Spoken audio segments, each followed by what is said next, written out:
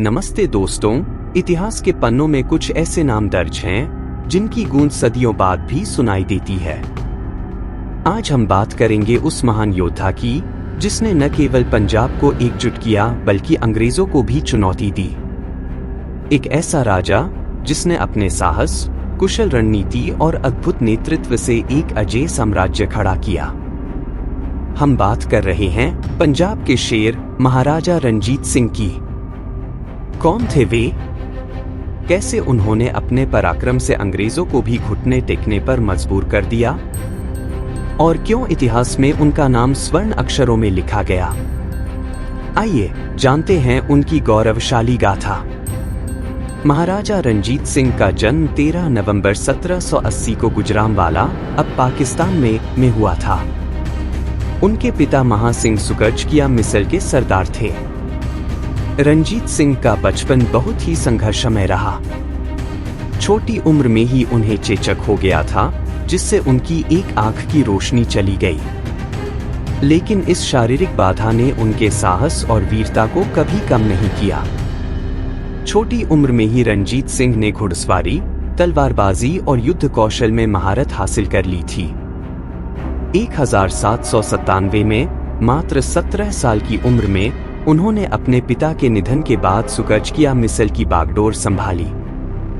उनकी नेतृत्व क्षमता और साहस ने जल्द ही उन्हें पंजाब के सबसे प्रभावशाली योद्धाओं में से एक बना दिया। रणजीत सिंह का सबसे बड़ा सपना था पंजाब को एकजुट करना। उस समय पंजाब विभिन्न मिसलों, छोटे छोटे सिख राज्यों में विभाजित था।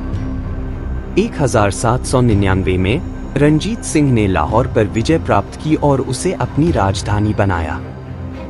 1801 में उन्होंने खुद को महाराजा घोषित किया और खालसा राज की स्थापना की। उन्होंने अपनी सेना को आधुनिक बनाया और कई प्रमुख क्षेत्रों पर विजय प्राप्त की, जिनमें अमृतसर, मुल्तान, पेशावर और कश्मीर शामिल थे।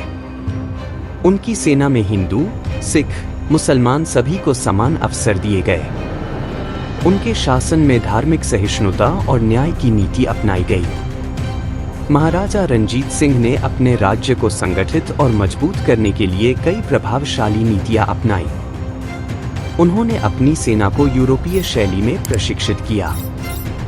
फ्रांसीसी और इतालवी सैन्य विशेषज्ञों को अपनी सेना में नियुक्त किया। भ्रष्टाचार के खिलाफ सख्त नियम बनाए और प्रशासनिक तंत्र को पारदर्शी बनाया। किसानों और व्यापारियों के लिए कर प्रणाली को सरल बनाया, जिससे पंजाब की अर्थव्यवस्था मजबूत हुई। हर धर्म के लोगों के लिए समान अधिकार सुनिश्चित किए। उन्होंने हरमंदिर साहिब, स्वर्ण मंदिर को सोने से सजवाया और हिंदू मंदिरों की भी सहायता की। उस समय भारत के अधिकांश हिस्से पर अंग्रेजों का कब्जा था, लेकिन पंजाब ही एकमात्र क्षेत्र था जहां अंग्रेजों की दाल नहीं गल पाई। रणजीत सिंह ने अंग्रेजों से युद्ध न करने की नीति अपनाई और 1809 में अमृतसर संधि की, जिसमें उन्होंने सतलुज नदी के पूर्वी भाग पर अंग्रेजों का प्रभुत्व स्वीकार किया, लेकिन पश्चिमी पंजाब पर उनका संपूर्ण नियंत्रण बना रहा। हालांकि महाराजा रणजीत सिंह के निधन के बाद उनके उत्तराधिकारियों के समय में अंग्रेजों से दो महत्वपूर्ण युद्ध हुए, जिन्हें अंग्रेज-सिख युद्ध कहा जाता है। प्रथम अंग्रेज-सिख युद्ध 1845 से 1846 उदास स्माइली। यह युद्ध रणजीत सिंह की मृत्यु के बाद उनके कमजोर उत्तराधिकारियों और अंग्रेजों के बीच लड़ा गया। पंजाब की सेना ने वीरता से लड़ाई लड़ी, लेकिन अंततः अंग्रेजों ने संधि के माध्यम से पंजाब के कुछ हिस्सों पर अधिकार कर लिया। द्वितीय अंग्रेज-सिख युद्ध 1848 से 1849 उदास स्माइली। इस युद्ध में सिख सेना ने अंग्रेजों को जबरदस्त टक्कर दी, लेकिन अंततः अंग्रेजों ने पंजाब को अपने नियंत्रण में ले लिया और इसे ब्रिटिश साम्राज्य में मिला दिया। अगर रणजीत सिंह जीवित होते तो शायद अंग्रेज कभी पंजाब को जीत नहीं पाते।